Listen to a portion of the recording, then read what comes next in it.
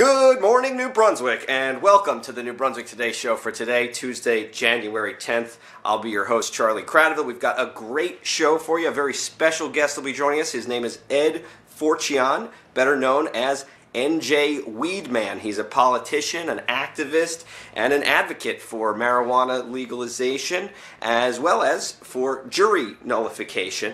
And we're very excited to have him on the show, so please stay tuned.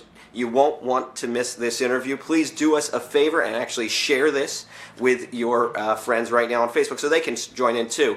It is now 11:19 right here in New Brunswick, just 28 degrees in the hub city this morning. The high today will be 38 and the low will be 34 degrees. Now, stay warm out there today, New Brunswick. We've got a lot of news for you, so please, again, share this video and check out the newbrunswicktoday.com page where you can read up on some other stories that we've been covering.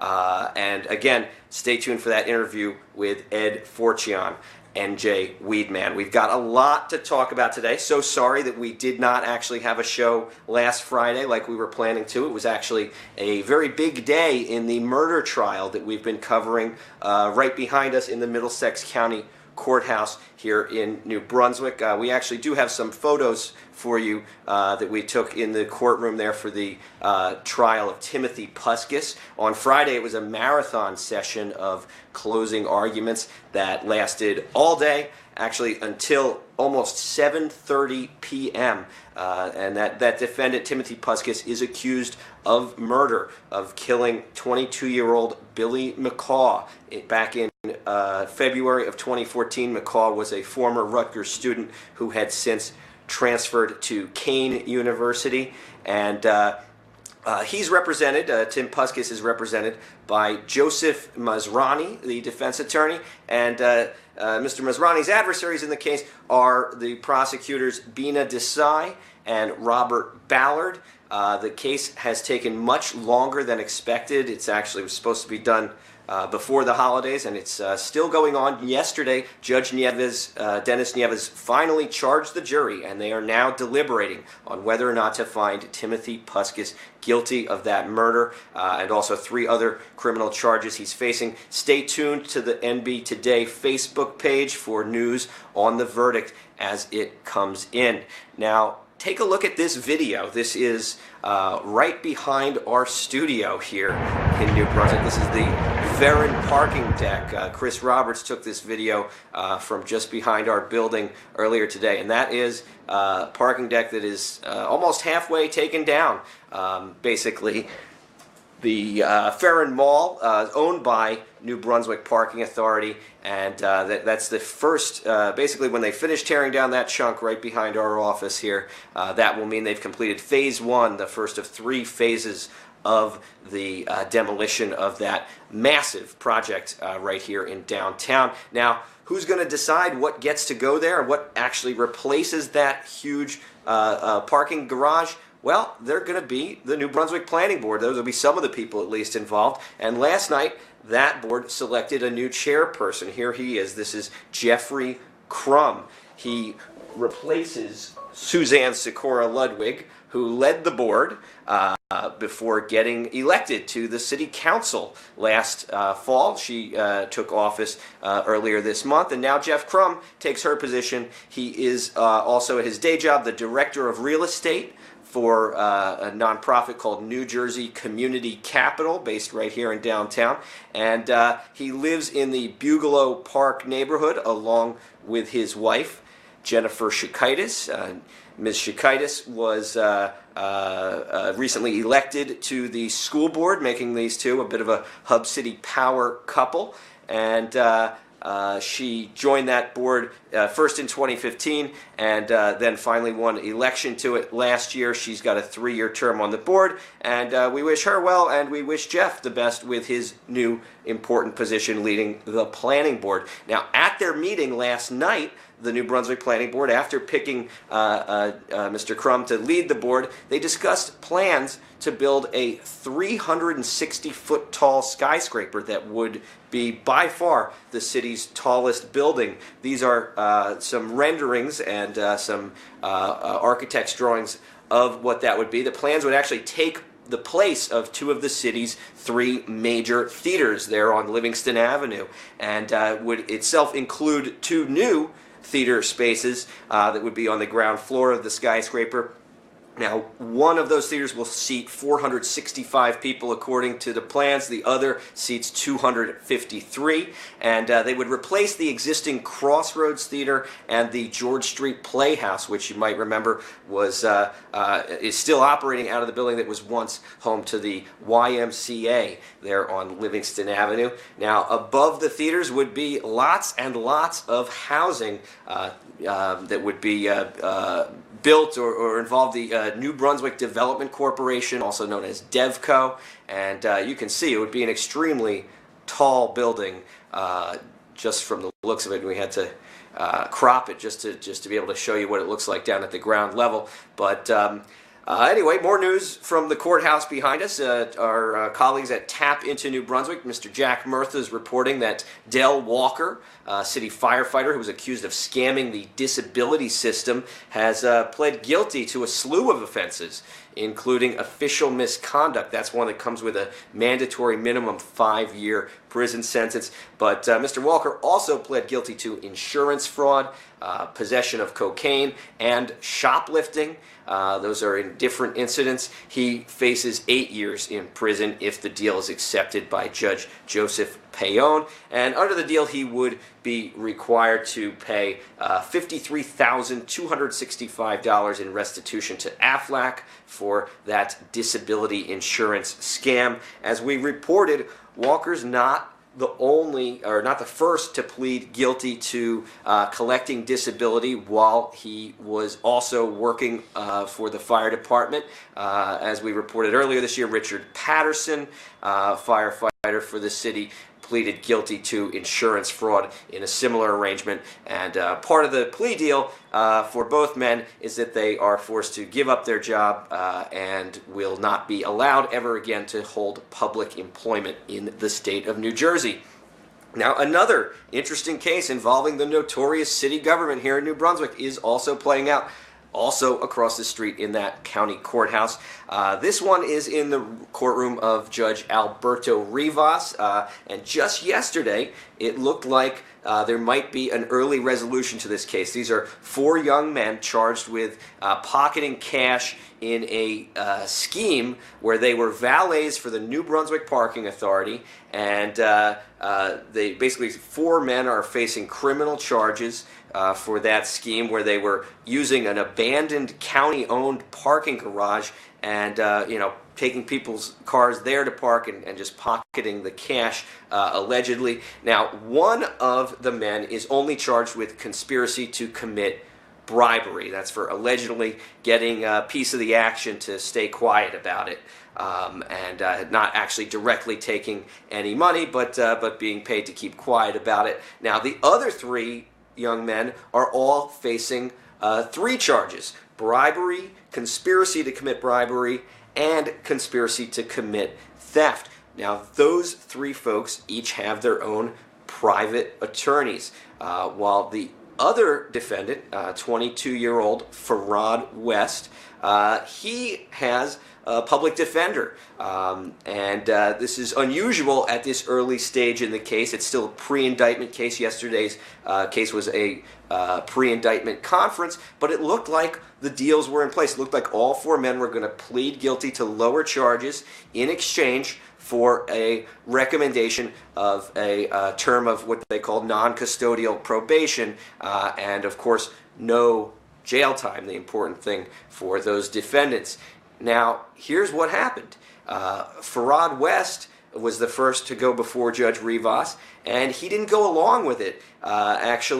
Mr. West was asked questions by both his attorney, the public defender, and by Christine D'Elia, who was representing the state, and they tried to do what's called establishing a factual basis to explain to the judge that yes, there's a basis for this person to be pleading guilty to the crime in question. And Mr. West didn't answer the questions the way they were hoping, and when asked certain questions, he didn't go along with it, and he he sort of contradicted the factual basis that those lawyers were trying to establish to get this case over with. And in fact, the whole case fell apart, and Judge Rivas said that he's going to have to send it to the grand jury, and these four young men who were once valets for the New Brunswick Parking Authority will now potentially be indicted on those serious charges. So stay tuned. We'll keep you posted on all these crazy corruption cases. But first, we want to take you a little blast from the past.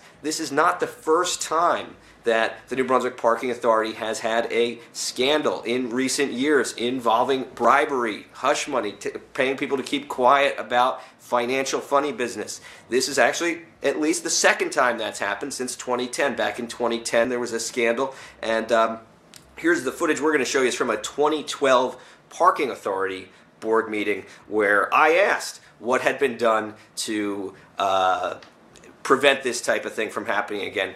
Here is what the Parking Authority had to say back then, before the latest scandal. Does the authority have any response to what is being done to prevent this from happening again, and what steps are being taken currently?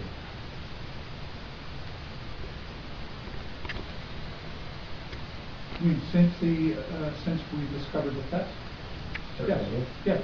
We've taken any number of steps to increase the overall the financial security of the authority's cash. We have put in additional checks and balances. We have additional oversight of the people who are responsible for maintaining our cash accounts. We changed auditing firms. Obviously, we've increased our number of staff members, and I think we've done a lot of due diligence to make sure that we control the authority revenues in a way that's appropriate.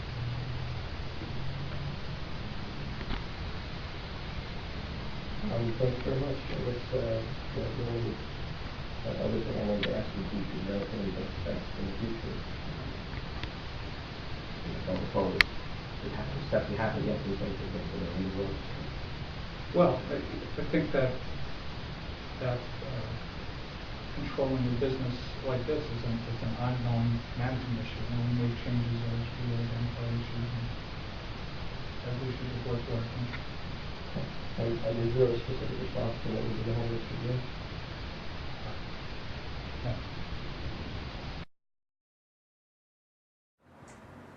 And welcome back to the New Brunswick Today show.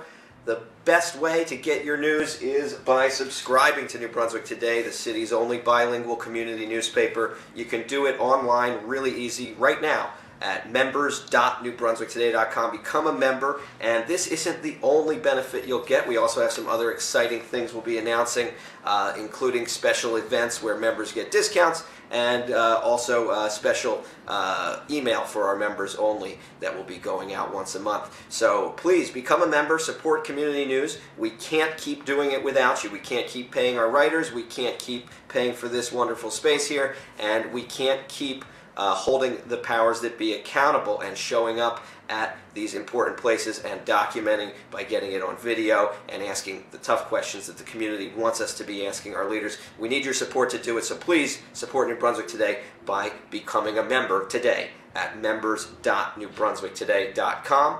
Our staff's working very hard to get the next issue out of the paper.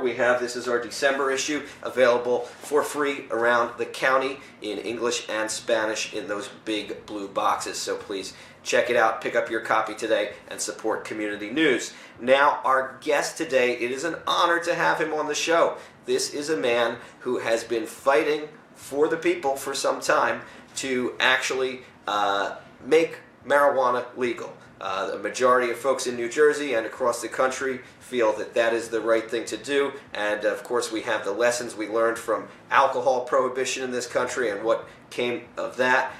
Edward Forchion has been fighting and really standing up, speaking truth to power. He's not afraid to protest or picket anybody or to be open about his views on the subject of marijuana legalization. He has actually taken it to the highest levels. And here we have just one example of Ed speaking truth to power. This is NJ Weedman confronting Governor Chris Christie just a couple years ago. NJ Weedman has, of course, run for office. He has mounted campaigns to raise awareness about the concept of jury nullification, and, of course, has put pressure on people to end the drug war and stop arresting people simply for possessing marijuana. Here is his famous confrontation with the governor about just that same issue. Check it out.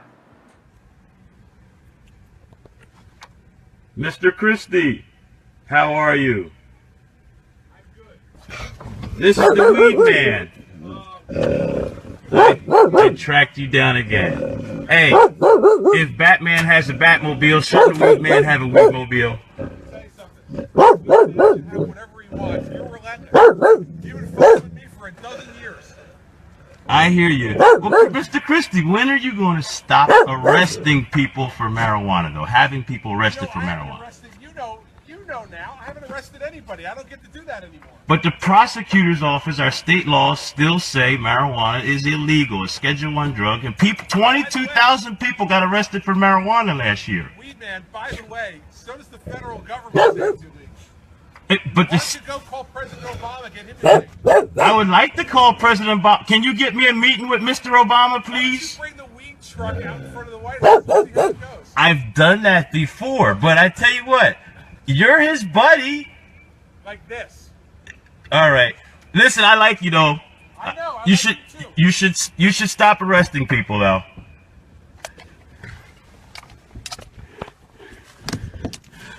I just staked out the governor.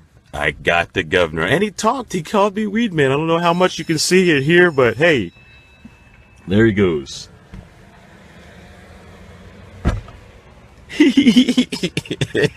Oh, well. There goes the governor.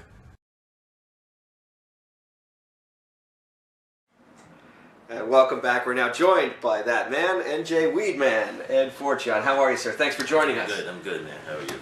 Very good, thanks. So we met when we were both on the Daily Show together, but you've been a household name in New Jersey much longer. Even back when I was a kid, I remember seeing your name on the ballot and seeing your commercials and stuff like that. Tell folks, how did you go from just being Ed Forchion to being NJ Weedman?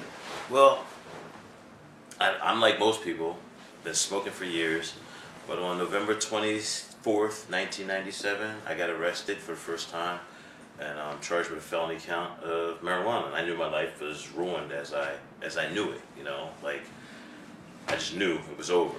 I wanted to beat that case, and I also wanted to make a statement, and so I started calling myself NJ Weedman as a gimmick, a publicity gimmick. I started making public statements in support of legalization.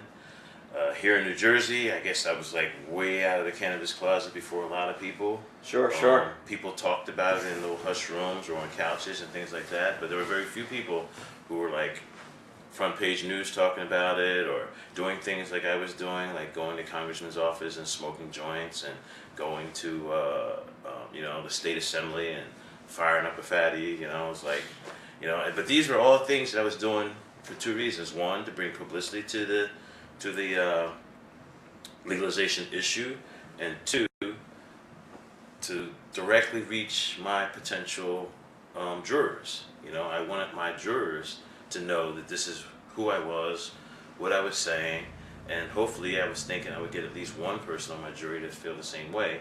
And this was my public push for jury nullification, and Right. It actually worked. You know, even though I did take a plea in that case, I went to trial in 2000 for that 1997 arrest, and for 3 days I did pretty well. I thought the case was going well, and then on the morning of the third day, the prosecution came to me with a deal that I couldn't refuse. They offered to pile all my charges into one case, one conviction, if I would just plead guilty.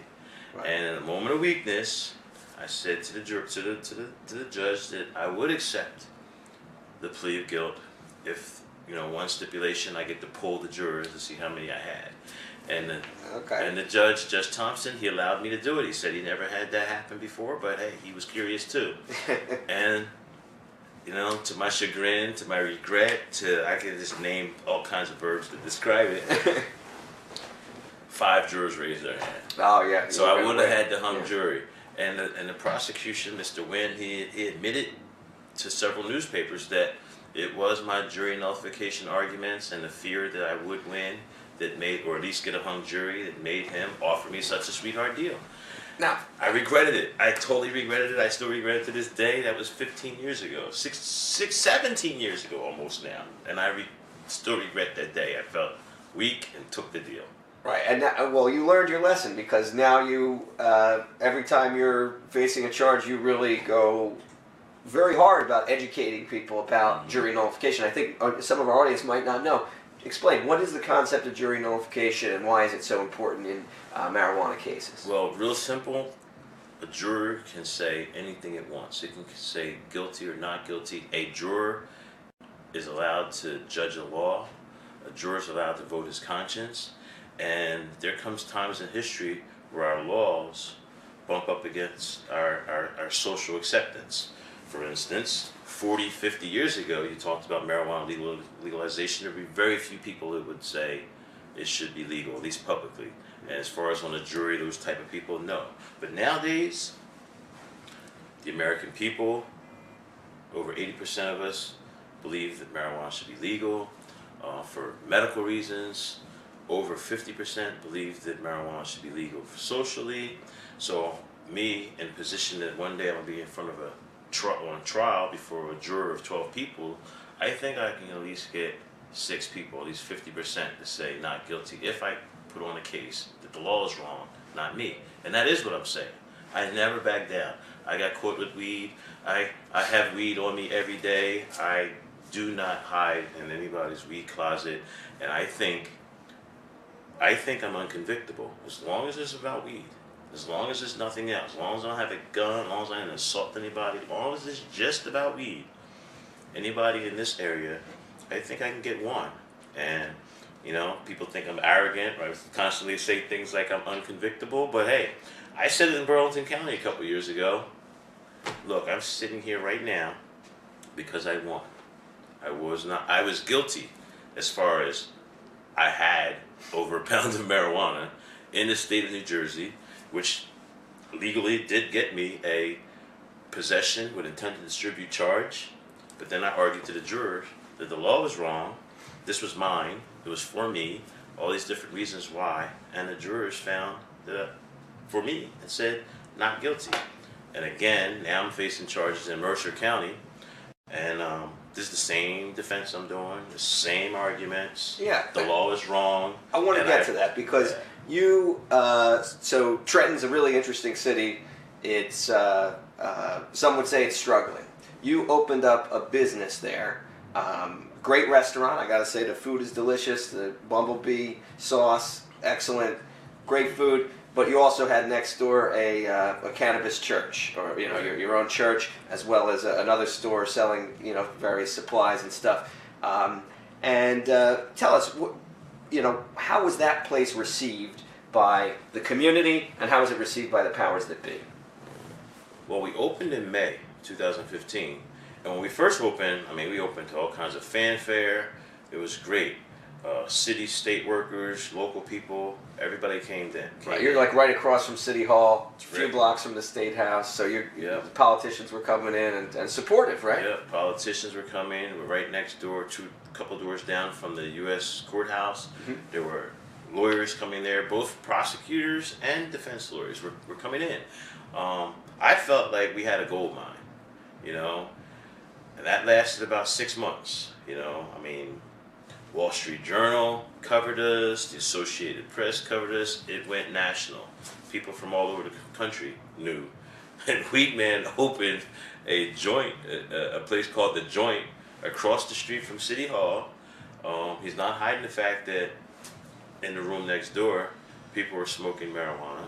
If you go in the backyard, people were smoking marijuana. And you have to understand, the Compassionate Use of Medical Marijuana Act was passed in 2010, and in it, it allows you to smoke wherever you can smoke cigarette smokers. So part of my mission statement when I opened was to announce that any medical marijuana patient in the to state make it a safe haven, a can place where come- people can use. Yes, can come here, utilize this place as a sanctuary, a safe haven, and I do have those people. Like, there's several regulars that come in because they can't smoke in their apartment right around the corner. There's a guy who comes in almost every day. There's two of them that come in almost every day because they live in this building a couple blocks from me, and they're not allowed, as far as their lease, they're not allowed to smoke marijuana because it goes throughout the whole building through the ventilation system. So they come to, and it's cold, they come to our place and smoke marijuana. That's perfectly legal.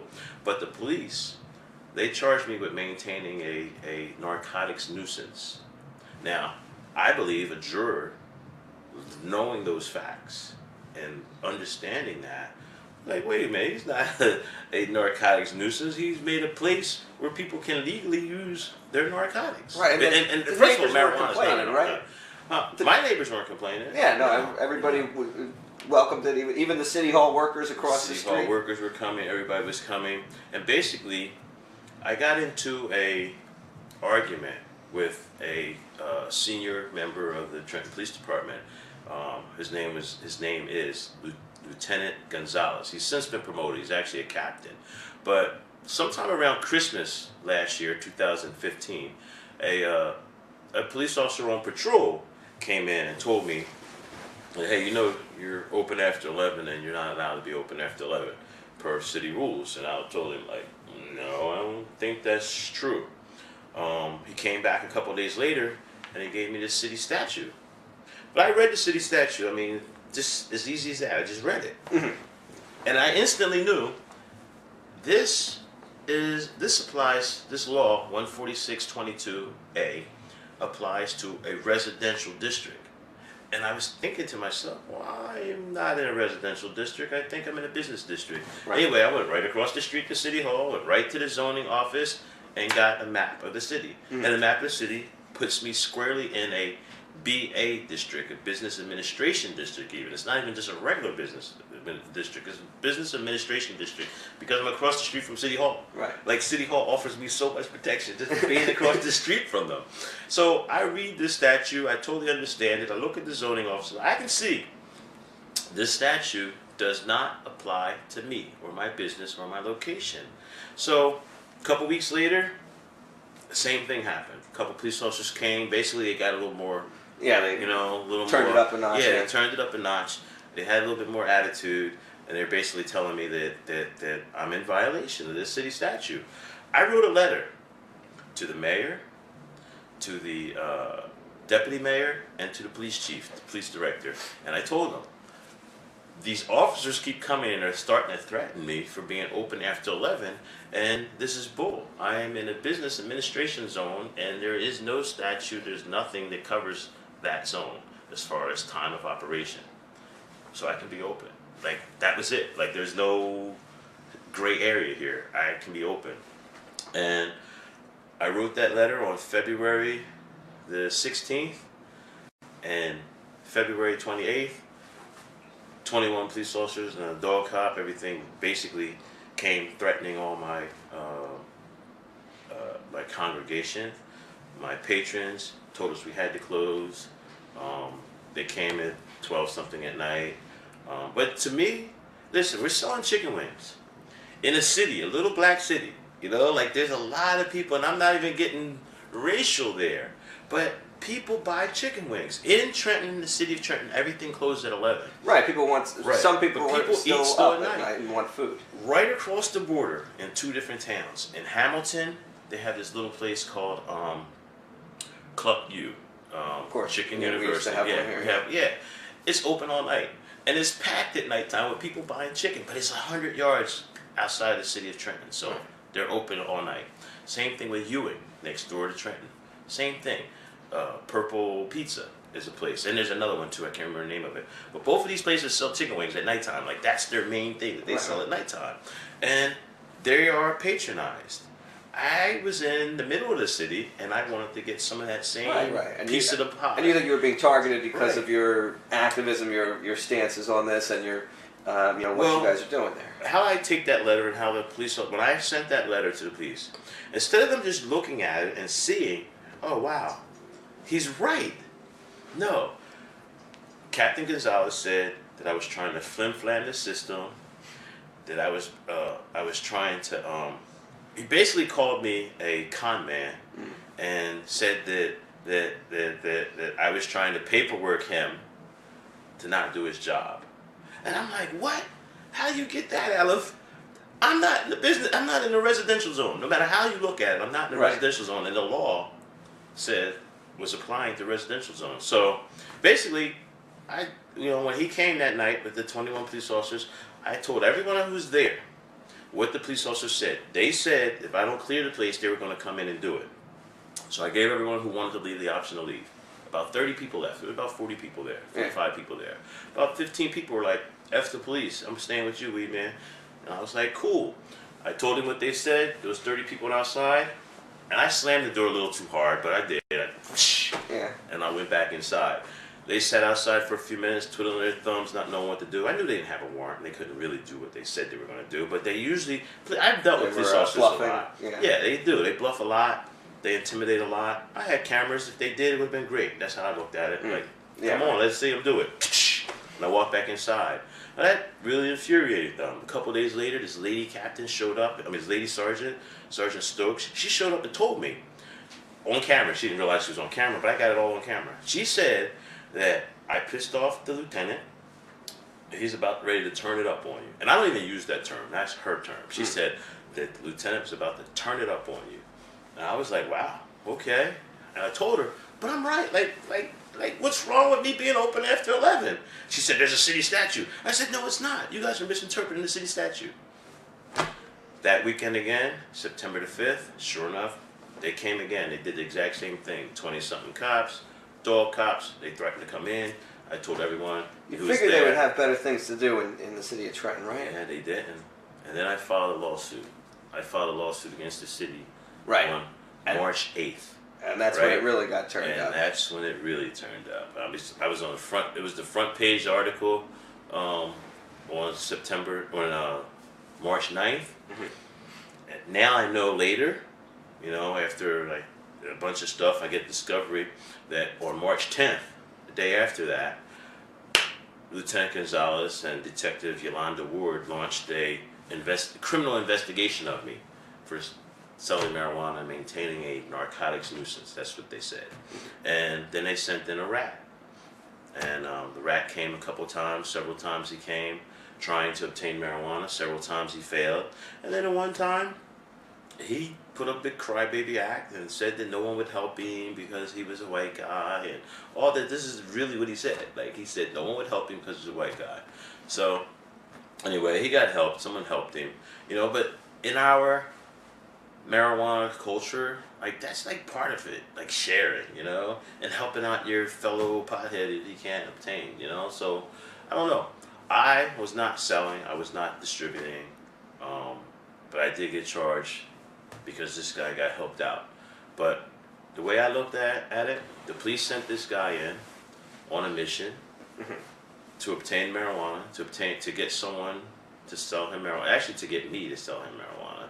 And that's classic entrapment. By law, that is what entrapment is. I wasn't doing that. I wasn't selling marijuana. That wasn't what I did every day. That wasn't what I was doing. Me, as far as my history on selling marijuana, I sold bulk marijuana, and I sold it years ago. I sold it when I was in California. In New Jersey, I have no petty marijuana charges. None. Zero. No hand-to-hands, nothing. But they sent this guy, his name is Zev Lapis, in on a mission to obtain marijuana. When he did, I got charged. And that's classic entrapment.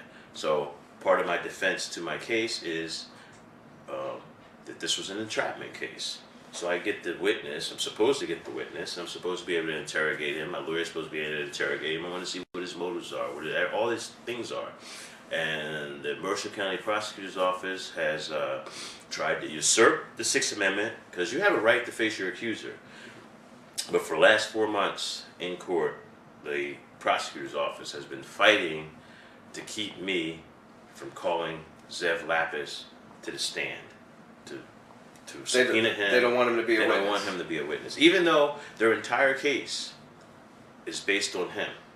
When he obtained marijuana that day, that gave them probable cause to execute a search warrant.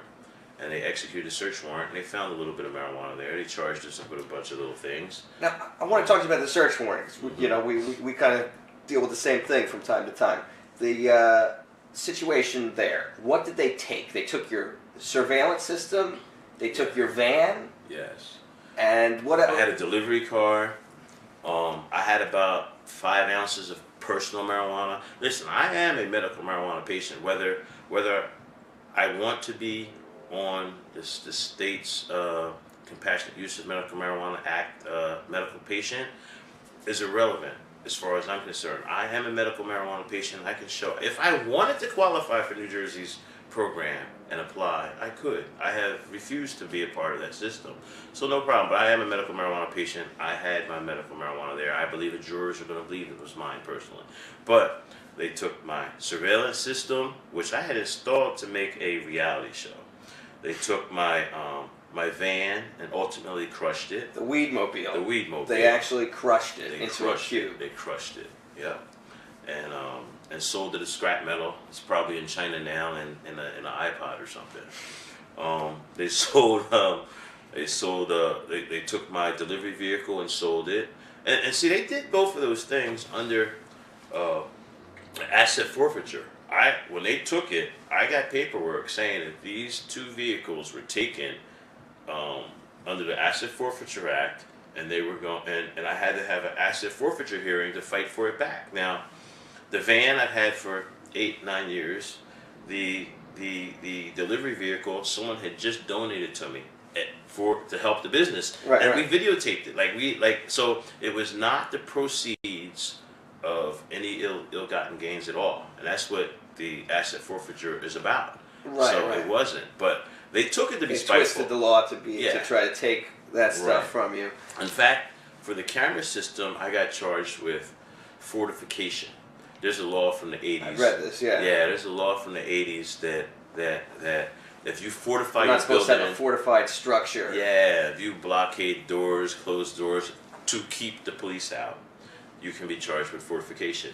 Now, no way was I doing that. But that's what I got charged with. This is just piling on. This is bullshit charges. Ultimately, that charge, I think, is going to get thrown out. What the city did, first of all, there's very few people want to even open a business in Trenton. Right, let alone 3 businesses. Right. You open three spots. And to be greeted like this is just incredible. It's not my fault they hired officers who can't read. I mean, that's what it comes down to. They couldn't read the statute. They couldn't interpret the statute. And I'm not saying I'm a genius, but I can read. And I can comprehend what I read. And that's, it's always been like that. And this is not a complicated thing. Anybody who wants to can go to the City of Trenton website and look up their hours of operation ordinance, which is 14622A, and read it. It's a residential zone ordinance. I'm not in the residential zone. It doesn't apply to me. I don't have to close at 11. That should be cut and dry. If they wanted to go on some weed investigation, go for it. I don't care. I wasn't selling weed. But I pissed them all off because what I was doing was staying open after 11. When they told me to stop, I refused to stop. Right. I did not comply. And this got them mad. Whereas Sergeant Stokes said, Lieutenant Gonzalez was going to turn it up. And his way of turning it up was to launch this criminal investigation, pile on all these phony charges, steal my van, steal my car, have my van crushed, have my car sold, and just hurt me for having the nerve to not be compliant. Right. Now, throughout all this, so you've still got your federal lawsuit pending against the city over the issue of the hours. Which let me tell you, 2 times now the city has gone to federal court and argued for the federal judge to throw it out. Try to get it dismissed. 2 times the federal judge said no. He's seeing something. Okay, good. He's understanding what happened. Them stealing in my original complaint, I said that They were harassing me, and I'm videotaping them. I have it all on videotape. They are lying in their statements. I have it on video. You can believe their lying ass police reports, or you can believe this video surveillance. That's basically what I said to the judge. The video don't lie. And they stole the video camera. They Right. charged me with it for having a video system. Okay, so you still got now So a in slew federal- of criminal charges against you. But in federal Where's court, that case? in federal court, that camera system that they stole is going to be huge. How could you? This was my proof, and they stole it. They took Right, it. right. You know. So, but in the state case, I mean, they charged in on November 27th. Like I said, took all those things. They found about 5 ounces of marijuana. It was my personal. There was some edibles there that were somebody else's. I'm not even sure exactly who, but it came down on me. There was some like real munchy foods too there, like some crispy those crispy things, Rice Krispie treats. Sure. There was a couple other things like that there. They took all that because they They thought, thought it was weed. marijuana. Yeah. So it's like kind of funny some of the things they took. They took, in the stash spot. We had a bunch of pipes and bowls and papers and stuff. So I got charged with a slew of paraphernalia charges too, which again. And where's that bullshit. case at? Are they picking a jury? No, we haven't. Well, I asked for a jury trial, but we can't get past the confidential informant part. See, They're fighting you over that. they're fighting me over that. But see, this is where I should You start. representing yourself? Or No. I actually have a lawyer. His name is Edward Forchion. Oh, he's good. Yes. Yeah, he's very good, and he's represented defendants fighting against police abuse and police misconduct a couple of times. As he was reading my case, he totally could see that there was some police abuse here, some police misconduct, and they turned it into a criminal case. So no problem. He's in support of that. So he's arguing for me, which is great. I'm lucky to have him. We had a couple little fights. I always fight with my lawyers, so we had a couple little things. If anybody reads up, they'll see that me and my lawyer even had a little tiff here, there, the other. But that's just my personality, He made a little mistake. He told me to shut up. That's like, I don't care. You call me a lot of things and you won't get a reaction. You tell me to shut up, instant reaction, and that's what happened. He told me to shut up, but we got past that. That was a few weeks ago. He's a great lawyer. He's fighting the case, and we had an agreement that some of the pre-trial things, he would handle all the pre-trial things. He thinks he can get the case thrown out before we go to trial. If we make it to trial, I will be representing myself with him sitting second seat. I will question the jury. I will do that whole jury nullification thing again. Mm-hmm. So right now we're at the point where the very first thing we have to get past is the search warrant. We had no idea that the prosecution would fight this hard. So for the last 4 months, it's all been about the search warrant and fighting against their confidential informant. We believe that without the confidential informant statements, the entire search warrant and affidavit will be thrown out. Should be suppressed. And if that's thrown out, they have no evidence, and the case just goes away. Right. The prosecutor knows this, and she knows her confidential informant is a real shaky dude. I mean, since that raid, he's been arrested 3 times. 2 times for heroin and once for writing a bad prescription himself, a counterfeit prescription forgery. So, is he credible? I don't think so. But I want him to get on the stand. That's why I want his name. I want him on the stand. I want him to testify to what his motivations are, why he did this. Was it true? Was it not true? I want him to do all that. The jurors will get to see him and his issues and things like that too, Right. and they can decide for themselves. And this is why the Sixth Amendment was put in place, so you can face your accuser. So this is amazing that the prosecution is just totally against me using that tactic and bringing this guy in. It has nothing to do with marijuana, people. This is a constitutional issue. This goes to the heart of why we are Americans, because we have the Sixth Amendment. We have a right to public trial. Well, that's the Seventh Amendment. We have a right to face our accusers. We have a right to assistance of counsel for his defense. You have a right to put on a defense. How can you put on a defense if they hide the witness? They hide the statement. Like, you're not allowed to cross-examine your accuser? He's accusing me of providing him with marijuana. And he gave this statement to the police. Apparently, he recorded it with his phone, too. Like, totally, like, yeah, he... So he it all told rests on him, and you want to see him him take the stand. Okay, so but that might not be for a while. So you are fighting...